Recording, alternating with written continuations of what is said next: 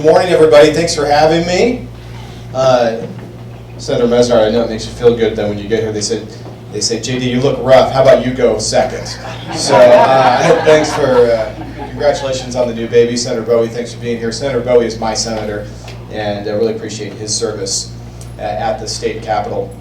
Supervisor Sellers, Superintendent Castile, thanks to everybody for being here.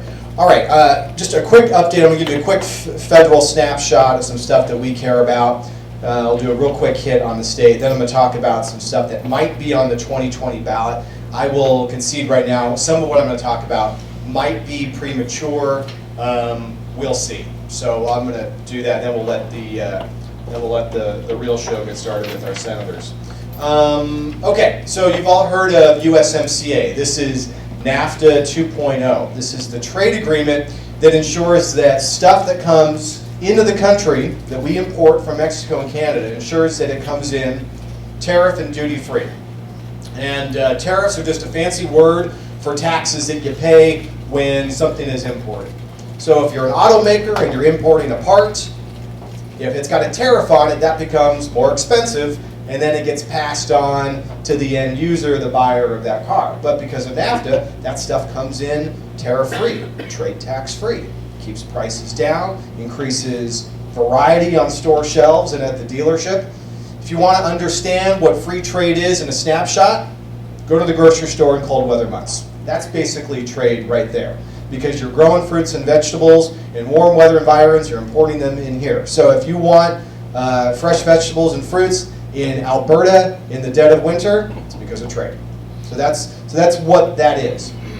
For the last quarter century, we've been operating under something called the North American Free Trade Agreement. Some of you remember when that was adopted. You had Al Gore and Ross Perot debating on Larry King Live whether there was going to be a giant sucking sound of American jobs that would be leaving this country. Didn't happen. There's been a net gain in jobs. In fact, we would argue at our chamber that NAFTA has been part of the cornerstone of American prosperity for the last quarter century. But it's out of date. When the agreement was adopted, we were living in a dial-up world. The idea of e-commerce was just a glint in Al Gore's eye. It wasn't something that we could even contemplate. So things have changed. Now, the president ran on a cornerstone of his platform is that he was going to get rid of NAFTA. Now I'll concede that the reason that he probably was arguing that was because he is a trade skeptic and he has real concerns about the effect that trade has in the manufacturing sector, specifically in the Rust Belt. Now we would disagree with him on that, but we would agree with him that NAFTA is out of date. It's 25 years old. So he and Prime Minister Trudeau of Canada and former Mexican President Nieto they came to an agreement on something called the United States-Mexico-Canada Agreement. It's got a different name depending on which country you hail from, the USMCA. So all three heads of state adopted that agreement. They signed that agreement. President Nieto, his term has since ended. Mexico has a new president. But the deal requires that all three countries' legislative bodies adopt it. So you got to pass this legislatively.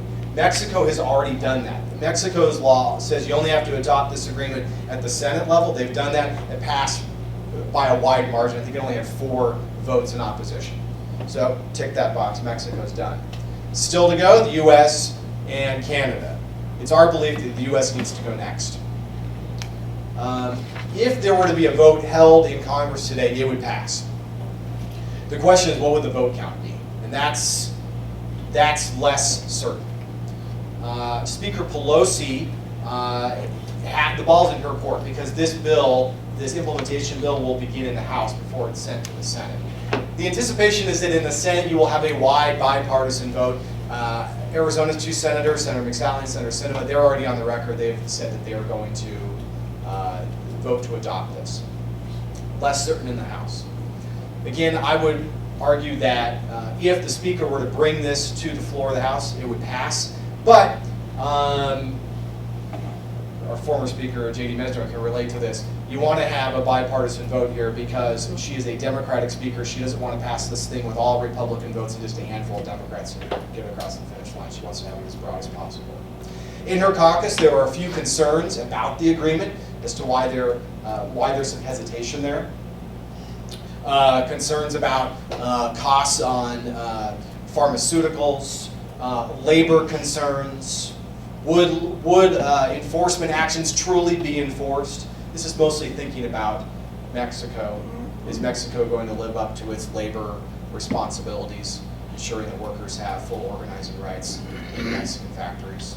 The current president of Mexico has said numerous times in letters and in written statements, and in public gatherings, that he will do everything in his power and his administration's power to ensure that every aspect of the agreement is enforced, but yet there's still some skepticism on Capitol Hill.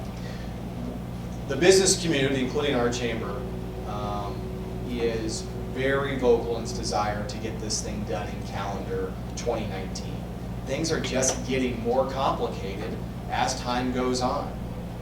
Presidential politics are already seeping into this debate, and it's just going to get more complicated if we don't deal with this.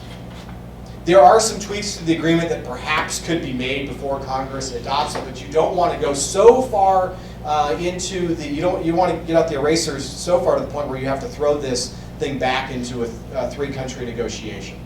So you don't want to be, you don't want to pit perfect and good enough against each other. So that's our big federal focus right now, is ensuring that USMCA gets passed. I'll be at the League of Cities later today. That organization is passing a resolution supporting USMCA's passage. We're just throwing the kitchen sink at this. Any organization that can lend its voice to this, we are encouraging them to do so. All right, so I mentioned Arizona's two senators, McSally and Sinema. They're going to vote in favor of this. They've said as much. The Arizona House delegation, we anticipate there will be a broad bipartisan vote there. There are a few holdouts, or at least a few who have not indicated where they're going to shake out on this. From the House, Ruben Gallego, Raul Grijalva have not indicated how they're going to vote on this. They've not typically been known as trade advocates, but it's our hope that they will vote on this. 25 years ago, the Arizona delegation was unanimous in its support of NAFTA, and we hope that we can maintain that unanimous support again in 2019 for USMCA. All right, so that's your quick federal update. Our two state senators are going to give you the state update, but things are good. We've got $1 billion in the rainy day fund, and I think probably Senator Mesnard, you could relate to this when you were serving at the staff level. That was we could not say that about the state's finances. So 10 years on since the Great Recession, Arizona's economy, at least in terms as the state budget's concerned, is in much better condition. The Joint Legislative Budget Committee and our friends at OSPB, which is the executive branch budgeting arm, I mean, they're projecting a cash balance of somewhere like $795 million. It's really encouraging. Now, these guys can debate on whether the government's collected too much taxes and needs to reform something and send some back to the taxpayers. But in terms of fiscal health, things are good. So we're very encouraged with that. 2019 session, in terms of how the business community views that session, it was a good one. Looking ahead to 2020, the third tranche of the 20% teacher pay raise, or the average statewide teacher pay raise, we expect that to be essentially part of the fiscal 21 budget. So there's no indication that that's in jeopardy, but that's something we need to get done, that third tranche of that funding, to ensure that K-12 has the resources necessary to not only fairly compensate our teachers, but just to keep the state competitive. I would also look ahead to 2020. You might see something in the higher ed arena in terms of funding for our community colleges and our universities. Jeff Weniger, who represents this district, doing something with workforce development at the community colleges is a big priority of his. We'll see how that emerges. Something that a lot of you probably have heard about are states around the country who are adopting, or at least considering, data privacy bills that would cause businesses to meet certain compliance requirements. Europe has adopted some of these standards. California certainly has. Many of you are adhering to California standards right now. Our concern about these bills that are popping up around the country, however, is that for those of you who are operating, especially in an electronic environment in multiple jurisdictions, it makes life harder for you because you are complying with a patchwork of laws across the country. It would be our desire that Congress do something about this, but don't hold your breath. Congress isn't doing much of anything. So states are now having to contemplate, well, should we do at least something to give our businesses some rules of the road? Or should we leave well enough alone? So expect this issue to emerge in 2020. Other big themes for next year, the usual workforce development. There are more jobs in Arizona than we have people to fill them, but that creates workforce development challenges. So the individuals exiting K-12, we want to ensure that they're ready for college or a career, that our community colleges are working closely with our business community to create curricula that industry needs, and that our universities have the resources they need to continue to attract students and produce graduates that are ready for the job market. But I'm going to let the senators talk about what's likely on the docket for 2020, but those are some of the broad themes that we're thinking about. All right, I want to put a few slides up here on the screen, and some of these might be premature. I want to talk about what's going to be potentially, let's underline that, on your 2020 ballot. Arizona is what's known as an INR state. We have initiatives and referenda. So our legislators can send questions to the ballot for you to decide, but also anybody with a good or bad idea and $1 million can gather signatures and send a question to the ballot. I've spoken to this group on several occasions about rotten questions that have shown up on Arizona's ballot. So here's a sneak preview of what's coming next year, so get excited. All right, pot legalization. You've seen this before. I've come and spoken to you about this before. Last time we visited the pot question in Arizona was in 2016. Here's the thing about this is what I would argue about the 2016 question. I don't know that we in Arizona really had a deep conversation, a deep debate over whether marijuana should be legalized. I don't know that we had that conversation. Why? Because the ballot question in 2016 was so deeply flawed. It just stunk that you even had pot legalization proponents acknowledging that it was deeply flawed, and the voters agreed, they rejected it. So, proponents this time around, they believe they've addressed those flaws, and sometimes you're a victim of your own success. You've laid out for the other side what they need to do to fix their idea.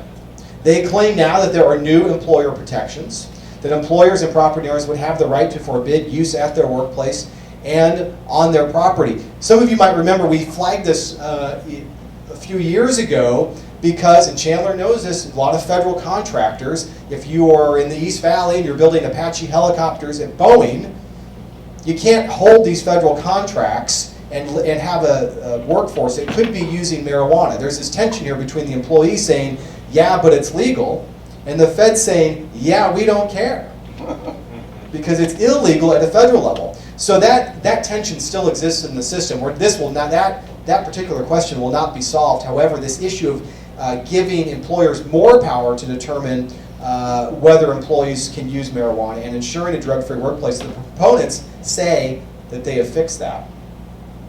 They claim potential generation of $300 million in new revenue annually. I'm a skeptic. Any state that has legalized marijuana has not gotten the windfall that was claimed.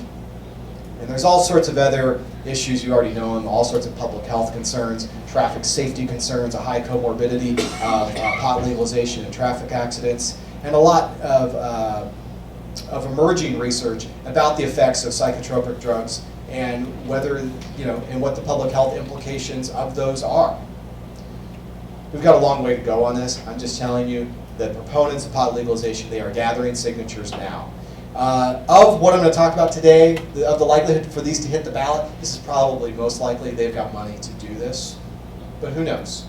There has been some filing and refiling, some dots and tittles added to this language, so I anticipate that the language that's on the street now is what will remain there, so keep an eye on this and something that this chamber needs to think about, and what the response from employers should be to it.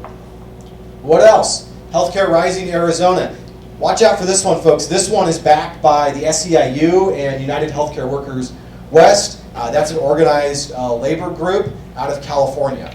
you're thinking to yourself now, we don't really have a big organized healthcare labor presence in Arizona.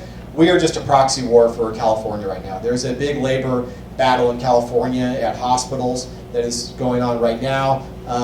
The union, they're no dummies. They've opened up new fronts in this war to force the healthcare community to have to fight them in other places. Now, this is the same group. Some of you might remember in 2016 that there was a question that was proposed to cap the pay of hospital executives. I don't know if you remember that. It was about to, they had collected enough signatures, but our chamber, we sued them over the validity of those signatures, and then they skipped town. They didn't challenge us in court. So we took them to court, and they said, oh, see you later. So they're back. So now this is interesting because with all these other healthcare mandates, one of the things in there is an immediate 5% pay increase for hospital staff, and then 5% increases for the following 3 years after that. Now I've come to you before and ranted and raved about my my opposition to mandated wage laws and why I think Arizona's minimum wage laws are so rotten. But this one is really out there because this is a wage mandate for a specific industry, which is highly unusual. Well, you might say, well, who cares? Hospitals can afford it. But this creates a very odd model now in Arizona, because if you're at Dignity and you are having to comply with these mandated wages, what if you're working at the VA? That's a public sector hospital. Well, you're going to say, well, nuts to this. I'm going to go over to Dignity and hitch my wagon to this new private sector wage mandate. So if you are operating in a some sort of county hybrid model or like the VA, you need to be concerned about this as well, because this is going to affect your labor force. It also puts provisions in Arizona law to ensure patients can get coverage for prior existing conditions. I know what you're saying, the Affordable Care Act already does that. They're concerned that the Affordable Care Act's future is tenuous, and so they want to put belts and suspenders on that. But I think you're going to hear later on this one, so I won't steal JD's thunder. Imposes new infection control protocols for Arizona hospitals. Of course, nobody wants MRSA, but yeah, why are we passing a law at the ballot to take care of that? We already adhere to these provisions. This is another odd one. And institutes more comprehensive law that now exists to protect patients from quote-unquote surprise medical bills. The legislature has attempted to address this already, and that's why it says they're calling theirs just better, more comprehensive. We'll see. Again, to the extent that the unions are serious about this, they have opened up this front in Arizona. But remember, last time they got something on the ballot, the quality of those signatures that they gathered from the public were highly suspect, and then they left under a challenge. So we'll see. So stay tuned on that one. Arizona Fair Lending Act. This is by another organized labor-backed group called Lucha.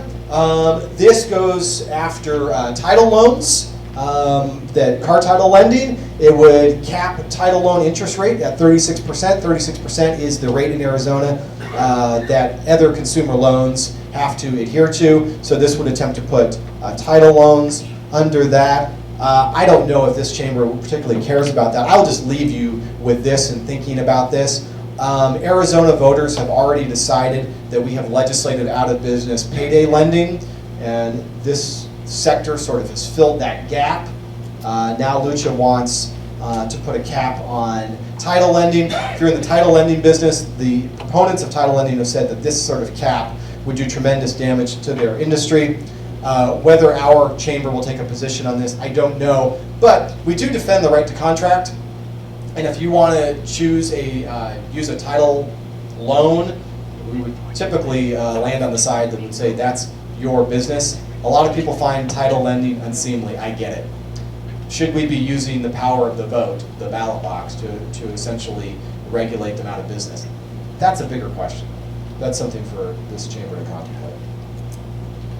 Outlaw dirty money, they're back. This is former Attorney General Terry Goddard. This is a campaign finance disclosure initiative that would, the intent is to put more sunshine on campaign finance, to go back to what Terry Goddard called original source. Who was the original writer of that check that went into the organization that then turned around some sort of independent expenditure committee that advocated for the election or defeat of a particular candidate.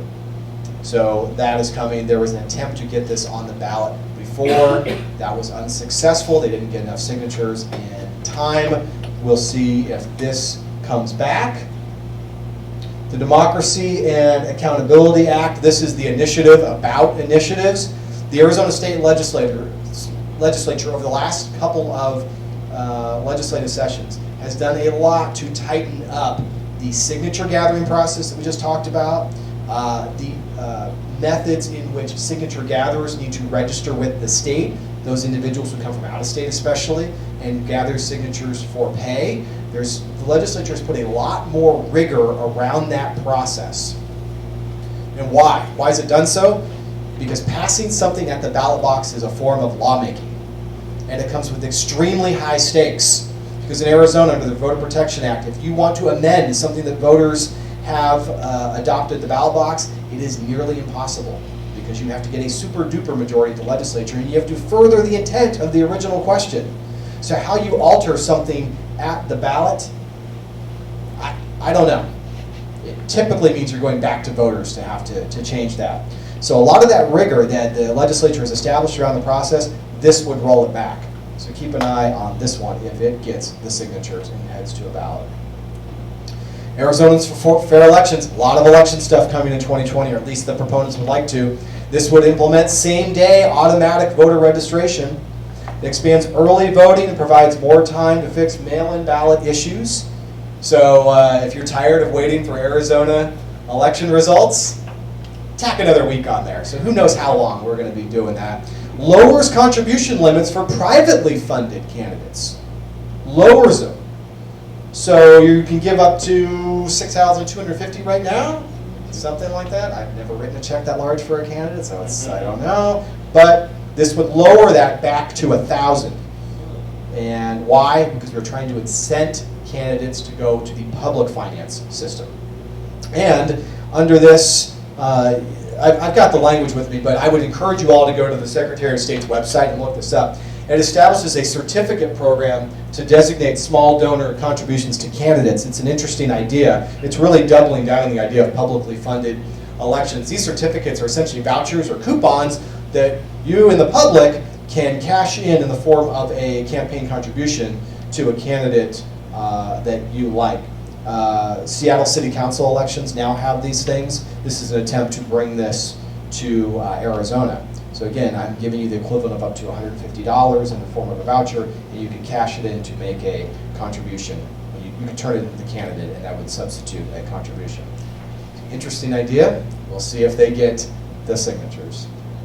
All right, there's my ugly mug. That's how you find me. I would encourage you, if you haven't, sign up for Chamber Business News. It is a daily digest of what the business community cares about. I'll jump off stage. Terry, you want to take questions, or you want to? Oh, okay. We'll do, yeah, stay up there. Stay up there. We'll do like about 5 minutes of questions. People have questions for Garrick. Anything on your mind? All right. You want Bowie and Mesnard up here, right? All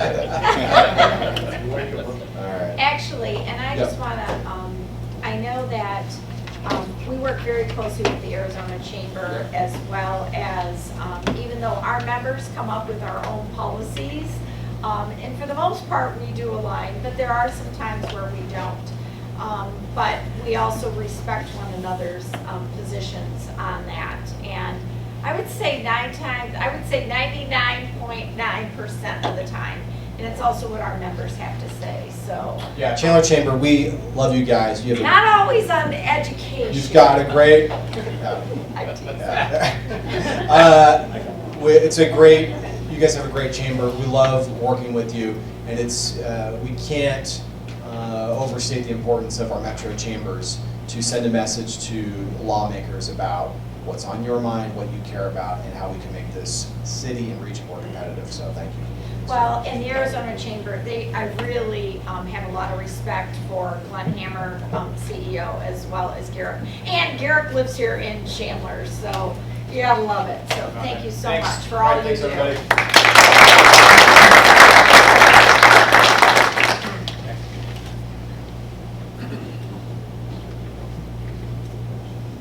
Is this thing on? Next, I would like to introduce Senator J.D. Mesnard. Senator Mesnard has long served the people of Arizona in District 17. Senator Mesnard won his Senate seat in 2018 after serving in the State House for 8 years.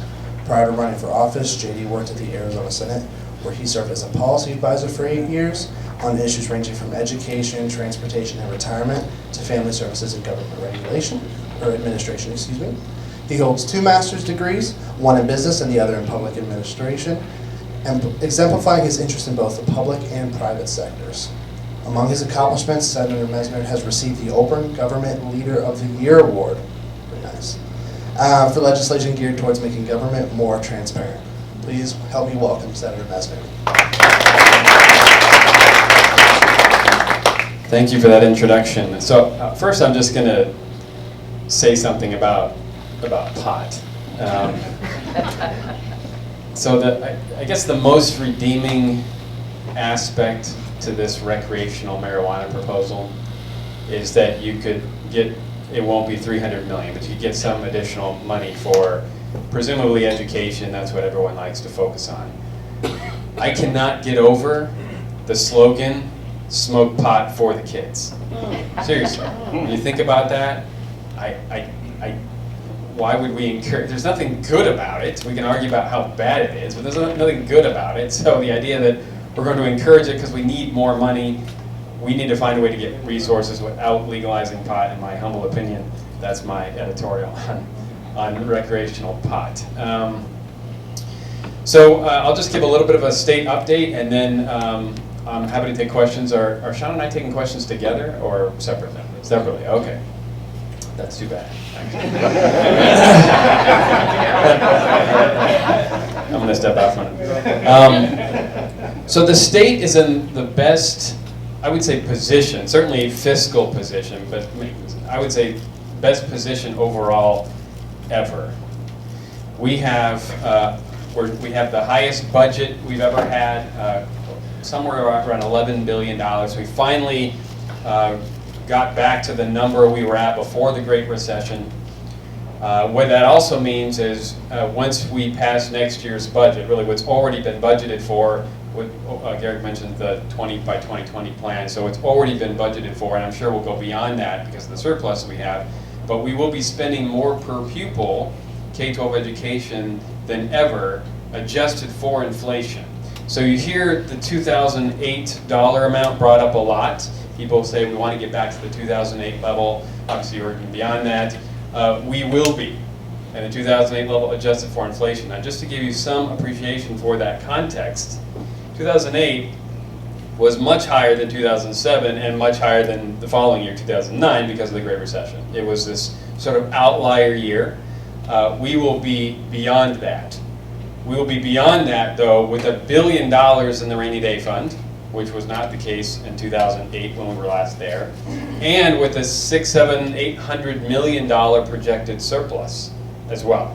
Also was not the case back then. So when you sort of add all that up, our picture today, compared to the last time we were investing this much in K-12, is much better, such that we are probably going to be bumping up against a somewhat not well-known spending limit on education. So there actually is a limit. I'm not going to go into the weeds on why it exists, but it's there in the Constitution, and we can override it, but it requires a 2/3 vote. And you'll get the 2/3 vote. I'll support it, and many others will, but it just illustrates that, you know, the level that we are at. Now, am I saying it's enough? No. I think we should invest more with certain populations, especially with special needs. Obviously, Chandler's got needs regarding growth that we're going to continue to make sure are protected. They've already been budgeted for, so we just need to see those through. I think we need to invest more in higher education. We have not done the same level of restoration there that we have to K-12, particularly the community colleges who at the Maricopa and Pima County level have 0 state funding. So there is some room for improvement. The good news is, again, we have a $600 million surplus, or $700 million, whatever it's going to be. And as far as I can tell, nobody is projecting a recession. If I'm to put my partisan hat on for a moment, unless you hate Trump and then are sort of rooting for one, no one is really talking about one. I've never, this is my editorial comment, I've never seen the media so interested in a recession as they seem to be right now, those who aren't big fans of Trump. And I have my own feelings about Trump, some good, some bad, but that's just an interesting observation, because we should all be, regardless of who's in power, celebrating a thriving economy and wanting to perpetuate it, not undermine it. So that's a side thing. So all that being said, what will be on the table for 2020? There is in place a restoration of what's called additional assistance for K-12 education, which is for school supplies essentially. I think you will see an interest in accelerating that. We did an accelerated payment this last year. I think we'll do another one, so we'll actually get to that full restoration, I believe, sooner than we already had budgeted for previously. I already mentioned I'd like to see additional resources to special needs. That's something that's been kind of floating out there. We do these studies, although I think we've stopped studying it now because we never actually funded these studies. But we do these studies to see, how much does it take to educate these special needs kids, and then it just sort of sits out there. We don't do anything with it. So I think we should take a look at that, and I know that some of my colleagues are already looking at that issue. I am an advocate for when you are swimming in money, also looking at ways we can give some back to the taxpayer. So some of the areas I'm focused on, just exploring, it's putting meat on the bone still, so I couldn't tell you what is going to happen. But I'll give you sort of 4 areas in sort of tax policy that I, as chairman of the Finance Committee, am looking at addressing. Number 1, property taxes. Last year there was a big fight over income taxes. I wasn't necessarily happy with where we ended up, but probably that bill has made it very difficult to do much anytime soon on income taxes. So switching gears, looking at property taxes in 2 areas. Number 1, the state has what's called the state equalization property tax that applies across the board. We, in the last time we were in economic expansion, actually suspended that payment or that tax. There isn't any impact to K-12. The state fully makes up the difference because property taxes are how we fund education. But we would look at maybe reducing that for some period of time because, again, we have the resources that we have. But the other aspect that I'm interested in, though it's complicated because of how the property tax system works, is the business property tax assessment ratio. So we have different assessment ratios depending on the class of property, and business, the business class essentially, is 18%. Now it was 25% a number of years ago. We were able to phase that down to 20 and then now to 18. I would love to get it closer to 15. The residential side is 10, the business side is at 18. What that's created is a disproportionate share of property taxes by payers. So you have the residential side, you have the business side, and even though the business side represents, I don't know, a third of sort of the property tax value out there, they pay half or more. And so I just would love to create a little bit of a greater equity there. However, when you reduce property taxes in one area, it then increases them elsewhere unless the state sort of steps in and finds a way around that. So that's the challenge we have to overcome. So those 2 property tax issues are ones I'm exploring. I do think we should look at capital gains taxes. Capital gains taxes are essentially taxation on economic investment, and if we want to see it continue, I think we should get to a model that's closer to what the feds do. The feds tax capital gains at a reduced rate compared to sort of just regular wage income.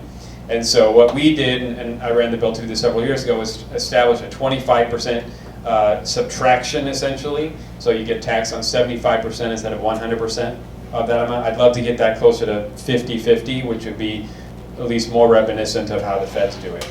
And the 4th and final area that I'm looking at has to do with business depreciation. And this has to do with the fact that Arizona and the feds are different in terms of bonus depreciation. The feds are more generous than we are, and I would love to align that both for simplicity purposes as well as, again, just encouraging folks to invest in the economy. Now, the interesting thing about bonus depreciation is it really has 0 long-term impact on the general fund because it's just a timing issue. We would allow you to depreciate your assets faster than we do now.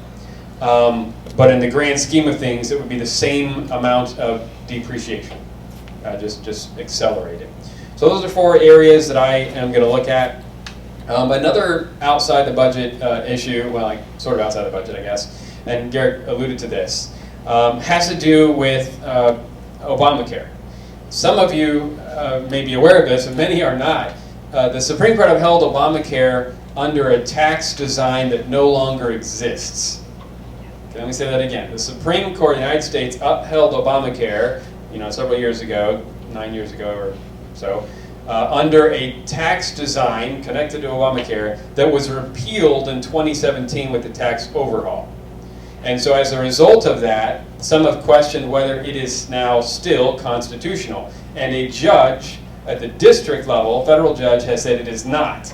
That was then appealed to the, I think, 5th Circuit, and now we are waiting any day for the 5th Circuit to rule on whether or not it is or isn't. But it's on its way, I suspect, to the U.S. Supreme Court.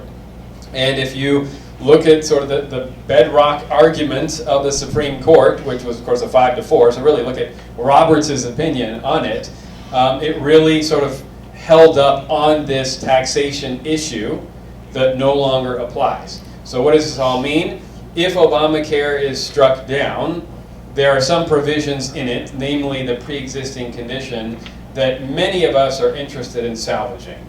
In fact, when Republicans at the national level have talked about their, they did this for a while, repeal and replace, they don't talk about it so much anymore, but part of that replacement almost always included making sure that folks with pre-existing conditions could get coverage. And so what Mr. Winiger and I announced yesterday with our Attorney General, actually, who's interested in this issue, is we want to make sure that pre-existing conditions would maintain coverage. Couldn't tell you what the details will be because we're just now beginning to explore it, but we are pursuing this as a contingency in case if or when Obamacare gets struck down. If it doesn't get struck down, then it doesn't do anything. This would just be contingent on that.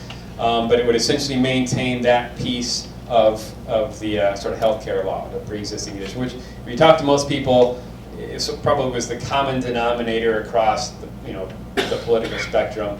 Yeah, we need to make sure that folks with pre-existing conditions have coverage. So Mr. Winiger and I are going to be looking at that in next year, and I'm sure you'll be hearing more about it between now and then. Other than that, I suspect it will be a very short session. This last session was the longest we've had in a decade. We worked up to and through Memorial Day. My baby was born on the day we ended the session, about 22 hours later, so I was kind of freaked out there at the end of the session with all that stuff. Wife texting me, I'm going into labor, and I'm trying to vote on the budget. Anyway, so I think there's a lot of interest in making sure that doesn't happen again. And there were some unique aspects of the last session that kind of led to that longer session. Two things were hanging over our head right out of the gate in January: water policy and tax policy that were sort of facing deadlines. And then they have the state system, California State, Santa Cruz. And why don't we kind of look at expanding some of our community college to 4-year and make a state system, have your university system and a state system? Because I don't feel that we have the workforce knowledge here for high-paying jobs, and that we need to start focusing on that, because I see the conversation in California is so up here, and the creatives that I encounter are incredible, and we need to get that same kind of higher ed here. And we have a system where the state gives zero funding now to community college, which blows my mind, but I think we should start picking some of those into making 4-year. So the 4-year community college model has been talked about in the past. And this ends up pitting community colleges and universities against each other. For sure. And the challenge that has never been worked through, at least in the past, is there are some fundamental and very important differences in how they're funded. So the community colleges get property taxes. The universities do not. So the universities will tell you, and just so you know, I teach for both ASU and MCC, so I can walk in both worlds. But the universities will tell you that since they don't, they're at the mercy of tuition, which also community colleges have, although there's much lower, with tuition and the state. And lately the state has not been generous to them. And so their concern is that will put them at a disadvantage relative to the community colleges. So in the past, there were some proposals, and it's been probably 10 years since this was last seriously considered. But there were some proposals about certain areas where there are shortages and allowing community colleges to have 4-year degrees, and it never got there. Now this is at the time when the community colleges, Pima and Maricopa, were still getting state funding, and they're not now. I was in those discussions. Yeah. And what happened was the community college students weren't being able to transfer to the university without losing lots of credits. And so when we had the 4-year discussion with them, all of a sudden we got to transfer, and I've heard we're back where we were before, that we're losing community college students when they transfer are losing hours again, because we haven't had the discussion about the 4-year degree. So you need to look into that area too, because the transfer has started getting shaky again. Well, you're right that as a result of those discussions, the universities started doing more of these 2+2 partnerships. Yes. And I mean, I hadn't heard that we're back to where we are, but I'm happy to investigate to see, you know, if there's some improvement we can have there. Any other questions? Other questions for JD? Senator, real quick, just if you could clarify your point about depreciation. That's on when a business has machinery and equipment inside their four walls. Yeah, okay.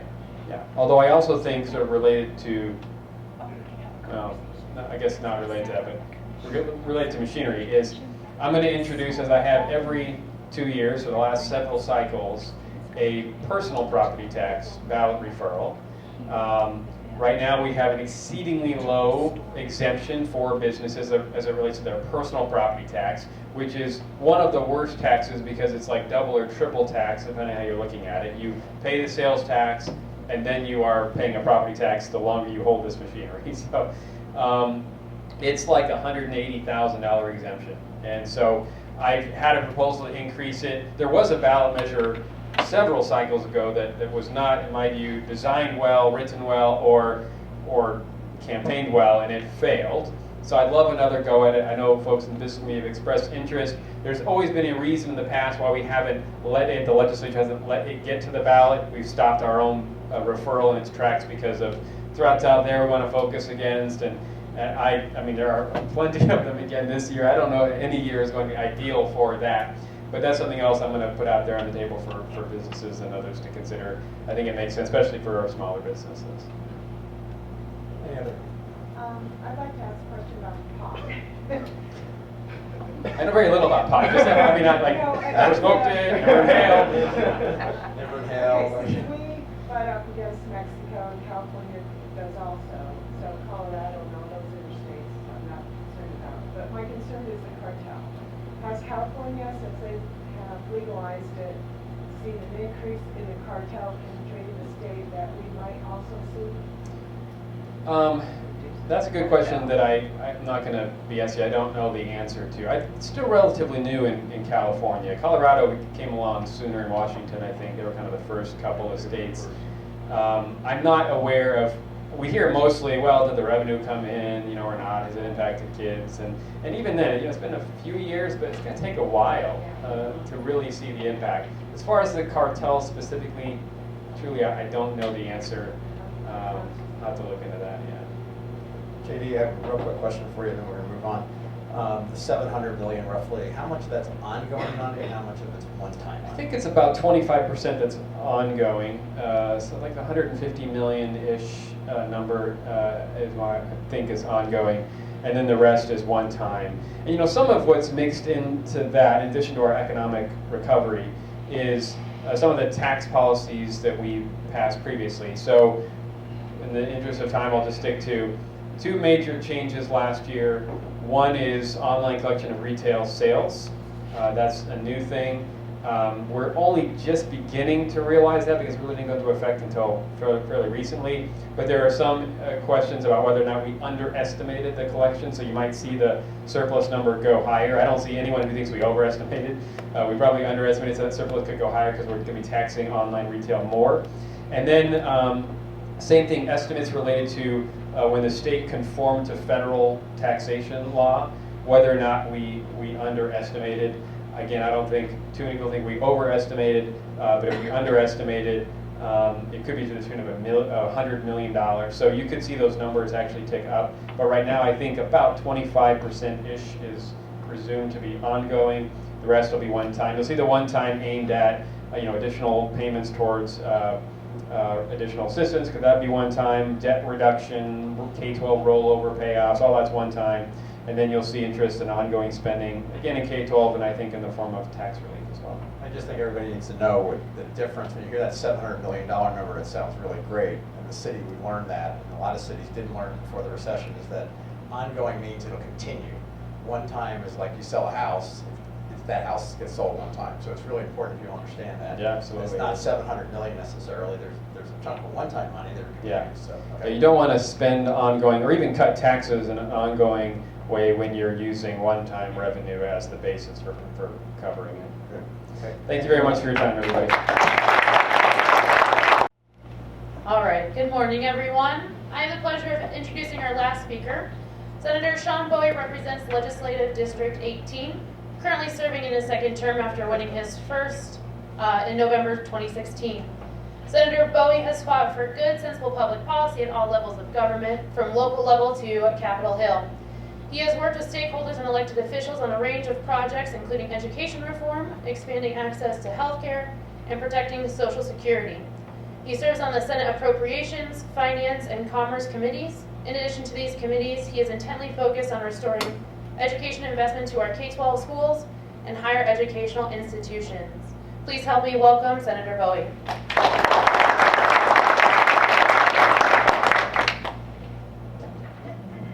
Good morning, everybody. Good morning. I'm going to use this because I wrote down some notes. Appreciate you having me. I first wanted to apologize. I was supposed to be here in April, and the week that I was scheduled to speak, I was hospitalized for the first time in my life with pneumonia. And I was out for a full week. I had to miss a full week of work. And just so you know, it would take me being hospitalized to miss being at a Chandler Chamber. So whoever Terry is, I'm sure Terry knows that. I first wanted to give the Chamber a shout out for supporting the bond campaign here in Chandler Unified that just passed on Tuesday. I spent a lot of time at the Capitol on, which is social emotional wellness and mental health support in our schools. And I've spent a lot of time talking to counselors and social workers, and I really wish that all 89 of my colleagues could spend half an hour with a counselor in K-12 schools. And I had a sense of this before I started the tour, but it's really been eye-opening just to hear how the kids are doing and talking to counselors and hearing how kids are doing now compared to a couple years ago. And social emotional wellness and mental health is so critically important. Senator Mesnard and I ran a bill this year on training for suicide prevention in our schools, and the governor signed that into law. And that's now going to be a requirement for all schools, grades 6 through 12, having teachers and all school personnel take training in suicide prevention at least once every 3 years. Thank you. Of course, so wanting to continue that work, and I've been talking to our schools and our teachers and our counselors about additional ideas. I've talked to my school districts first before I run some legislation next year, but that's a really important topic for me going into this next session. And then around K-12 more broadly, Senator Mesnard is correct. We have made some good gains in K-12 support. We've made some progress, not as much progress as I would like. And Arizona is still, depending on which study you look at, we're still 47th, 48th in per pupil support for our K-12 schools. We have the worst student to counselor ratio in the country. It's around 900 to 1, and the national average is about half that. We have the highest teacher turnover rate in the country. We lose a third of our teachers every 3 years. So we've had opportunities to make additional investments, more investments, and we've instead decided to focus on other things. The budget this year, the governor was very focused, I would argue obsessed, with having $1 billion in our state rainy day fund. And that $1 billion surplus, over half of it went into that state rainy day fund. We also passed a tax cut, which took up a large part of that surplus as well. So of that $1 billion, less than 15% of it went to K-12. So going into this next session, a lot of that surplus that we have is going to be one time. So So it's hard to do teacher raises or things like that, but there are things that we can do around district additional assistants, around the school facilities board. Chandler is a good example of a district that's building a new high school. Queen Creek as well, districts in the West Valley. So there really are investments that we can do right now to support our schools. We cut so much after the recession. The hole was that deep that we're still digging out of it. So making more of an investment in K-12 is always going to be my #1 priority at the legislature. Around higher education, I just wanted to applaud your question earlier. I was quietly applauding when you were talking about workforce development and higher education. This has always been a really big priority for me. I worked in higher education before I got elected. I worked in financial aid and looking at how unaffordable higher education was becoming for students. We have cut more from higher education than any state in the country since 2008, and it's really not close when you compare us to other states. Tuition at our 3 state universities has increased the highest rate of any state in the country. When I graduated from ASU in 2008, and don't get mad at me for those of you who have kids in college right now, my tuition was $4,000 a year in state, and now it's about $12,000 a year in state. It's over $25,000 a year on average for an in-state student to go to school when you include all of the costs. So this investment in higher education, I could spend an hour talking about higher education. I know we don't have that much time, but the need to invest in workforce development in our community colleges. We don't invest in our community colleges at the state level at all. Before the recession, it was over $100 million a year. I represent Mesa Community College, so it's a very important issue for me. So when we're talking about having an educated workforce, a trained workforce for these 21st century jobs that are coming to Arizona, it's harder for us to compete with our neighboring states like Colorado and California if we don't have that educated workforce. So I run legislation every year on this issue. This year I'll be running legislation again around creating a promise program for community college students who want to go into CTE and STEM fields. This is something a lot of other states, even conservative states, are doing. They are making it more appealing for high schoolers to go into some of these high demand fields. And if we can say to them, hey, if you fill out your FAFSA, you do your paperwork, you qualify, we'll pay for your schooling for 2 years. And that's something that we can market to kids in the high schools. So I'm going to be running that bill this year, but like you said, higher education investment is so critically important for our state, and we're really not doing enough of it at the state level. I wanted to bring up some other issues that are hot topics. A lot of them actually are city issues, and I work really closely with Mayor Hartke and Ryan Peters of the city of Chandler, who's here. We work on a lot of issues that impact our cities, impact our city revenues. So I want to bring up a couple of those. The first is around short-term rentals. This has been a hot topic. I'm on an ad hoc committee right now at the legislature focused on this issue. Some of you in your neighborhoods might have Airbnbs, short-term rentals. The legislature passed a law several years ago in 2016, essentially preempting cities from being able to regulate short-term rentals. So cities can't restrict them, they can't ban them, they can't limit them to certain areas. So this industry has really taken off, and I have a house in my district, for example, in Tempe, where I have a 3,500 square foot house, and the owner of the house, who lives in California, has now turned it into 10 separate Airbnb rental properties in the same house. So the neighbors obviously don't like that. And the neighbors, of course, if you're one of these neighbors, you'll call the city council. City council says, go talk to the legislature. So now we have to deal with it at the state level. So I think there's a lot of good in this industry. There's a lot of people who rent a spare bedroom, rent their house when they're out of town. I have no issue with that, but there are some bad actors out there. And like any new or emerging industry, it takes us some time to get it right and respond to local concerns while also allowing these businesses to thrive. So there's going to be a lot of discussion at the Capitol this next session on what do we do on short-term rentals? What's that sweet spot where we allow this business to grow but also protect our neighborhoods as well? Another one, which is something we've spent a lot of time on, which is one of my just absolute favorite issues, is peer-to-peer car sharing.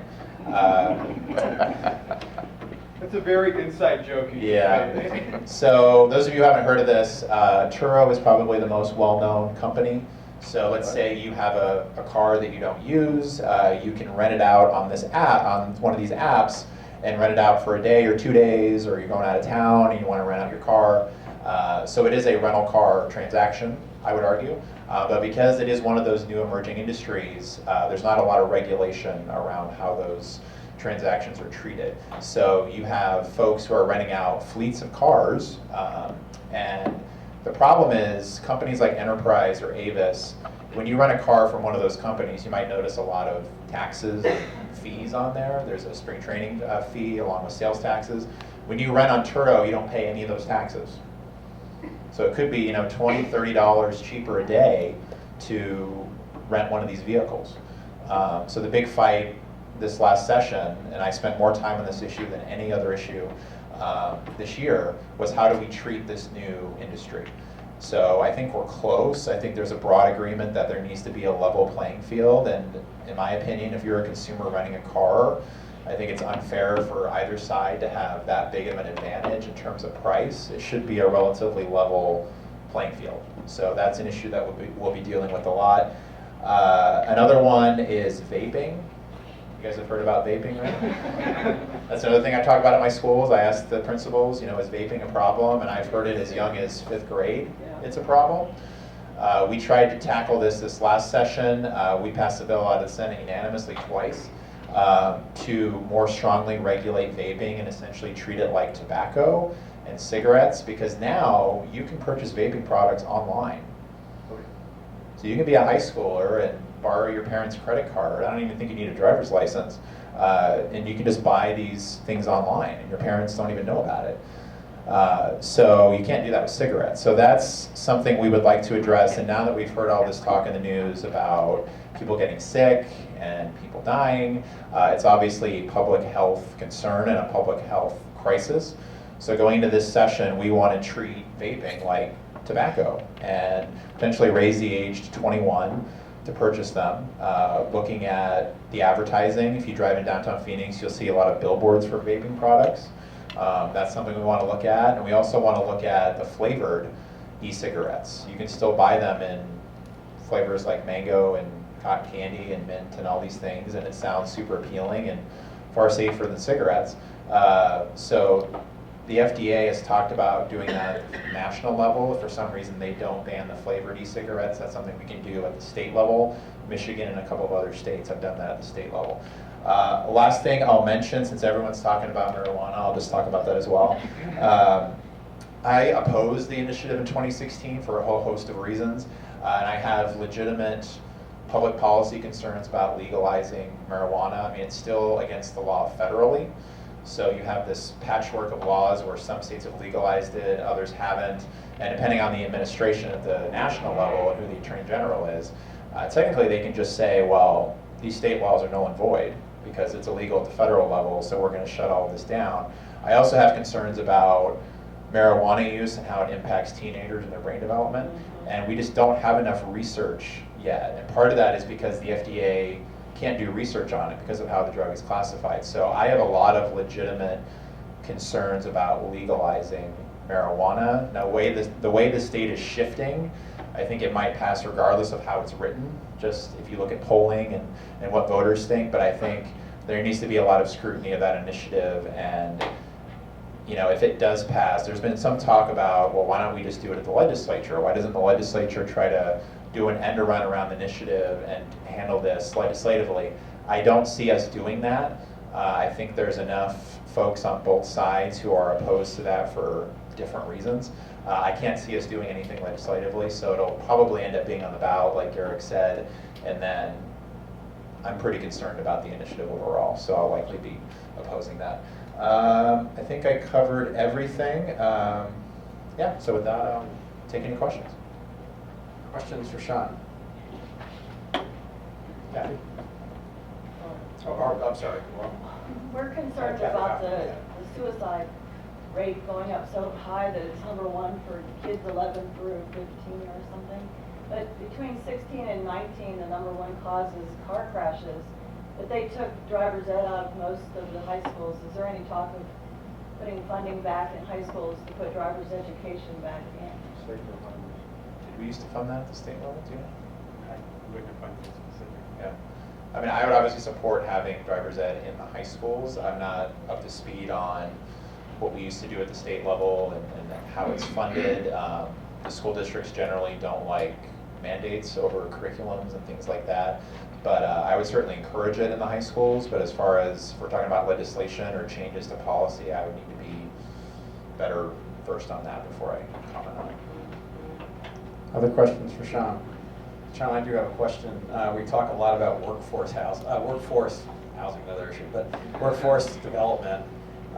Something close to my heart is that we have a real problem in the state with birth to 5 and preschool and having kids not coming ready to school, which then forces the schools to spend a lot of extra money on remedial kinds of things. So we have the rule if you don't pass 3rd grade, you can't go into 4th grade.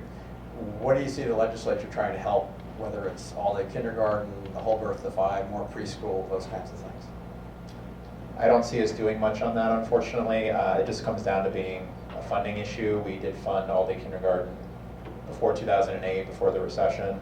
That would require several $100 million, and given our current governor, given our current legislature, I can't see us finding the revenue to make that significant of an investment. Cities have actually been taking the lead on this. Tempe has a Tempe free pre program that is targeted to lower income families in Tempe. I'd love to see Chandler do something like that, so that could be a question for the mayor and the council. That would require a significant investment in K-12, and I think the immediate focus for K-12 before we get to all-day kindergarten should be teachers, should be lowering class sizes, some of this capital funding like basic needs.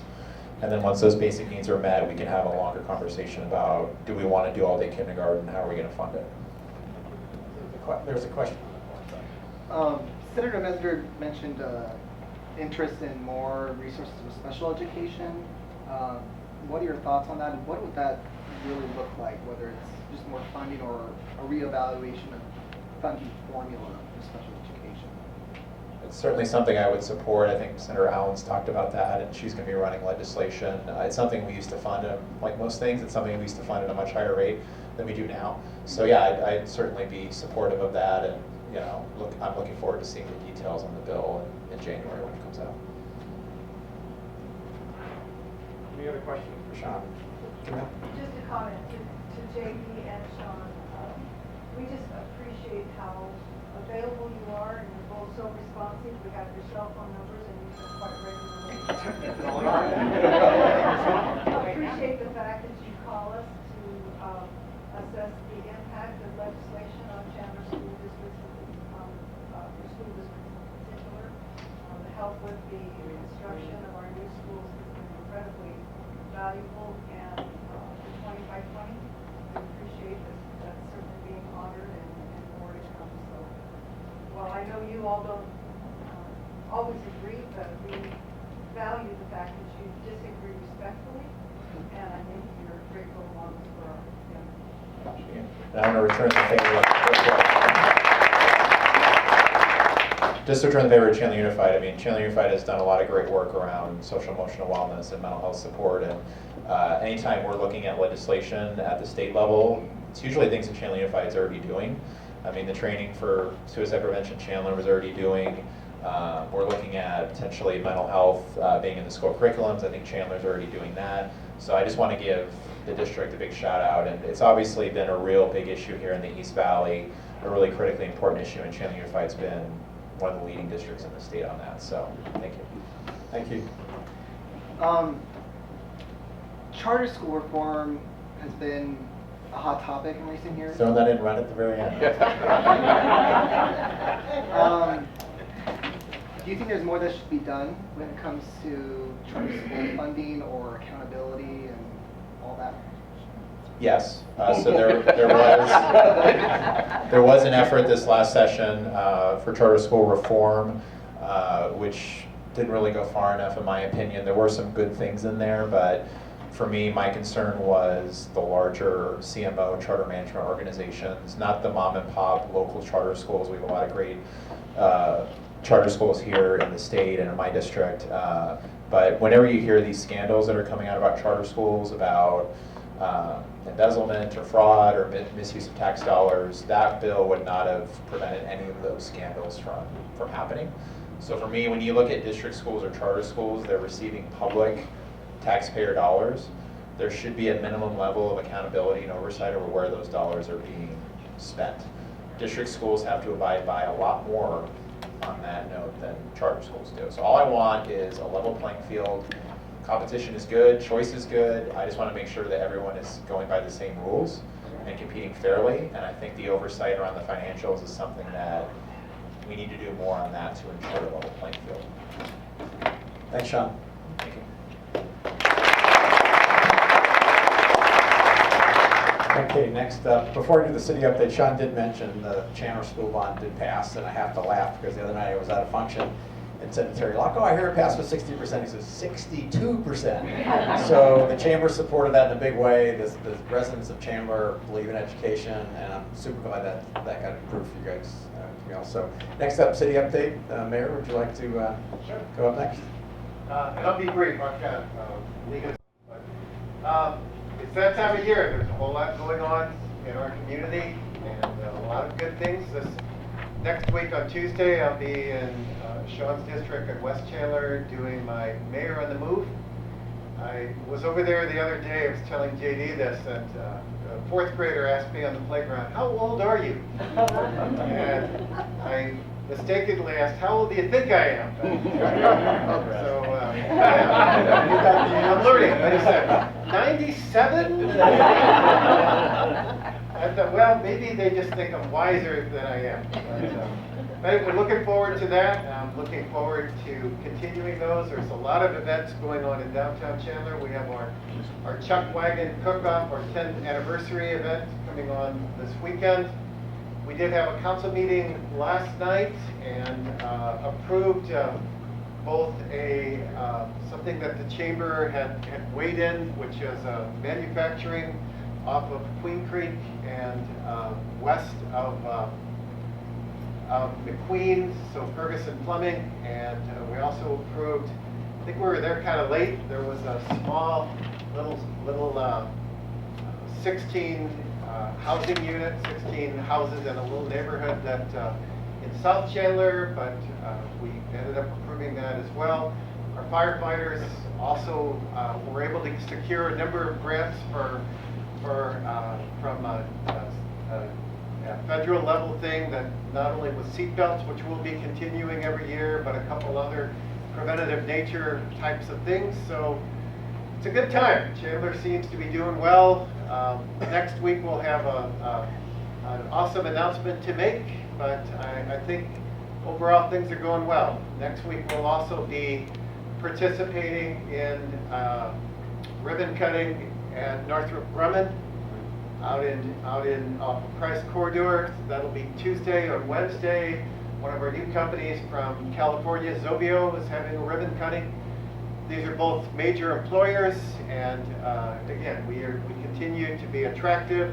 I think because of our reputation, the stability of our city, as well as our willingness to engage. The East Valley continues to garner significant employers, and as I like to say, jobs solve a whole lot of other problems. So thank you for your commitment to job training. I've heard both of you address that at different times. That seems to be our employers, one of their major concerns, as well as infrastructure type issues. So we continue to address those at all. And that's all I got before I go. And just to also note, the budget survey, the City of Chandler is doing a budget survey right now. So if you go online, I think it's till the 15th, Kevin? 15th or 17th? Something like that. So it's a really great tool. I did it yesterday. It's a great tool to go on and let people know what you think about the city, where budget money should be going, things like that. So it took about 10 minutes to do the entire survey. So that's super important for the city. So next up, we have former council member and now County Board of Supervisors and State Transportation, Jack Sellers. Well, there's actually nothing going on in the county. Well, except maybe for one or two little things. And I am scheduled to speak in 2 weeks to this group, so I'll talk about those things and maybe answer some questions at that time. The one thing that I do want to reinforce here, partly from my county perspective, but also from my State Transportation Board perspective, is that I'm really proud that Maricopa County is the fastest growing county in the United States for the last 3 years. We're really doing a great job of attracting quality employment in this area. I'm concerned that it's not sustainable. Quality of life isn't sustainable unless we're willing to invest in infrastructure at a state level. And so, a number of people that I'm involved with are going to be talking to our legislators a lot about that. My personal feeling is that statewide investment needs to come from the users of the system, and so we'll be discussing. Thank you, Jack. Good morning. My name is Mike Rienza. As you all know, I'm on the board as well as a member of the Earnhardt family, working for the Earnhardt family. Well, what I wanted to say this morning is that this is Veterans Day Monday.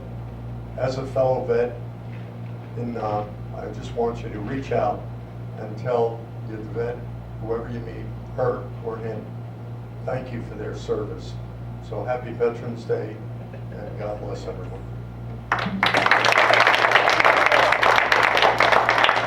Thank you, Mike, and that concludes our meeting. Thanks everybody for coming.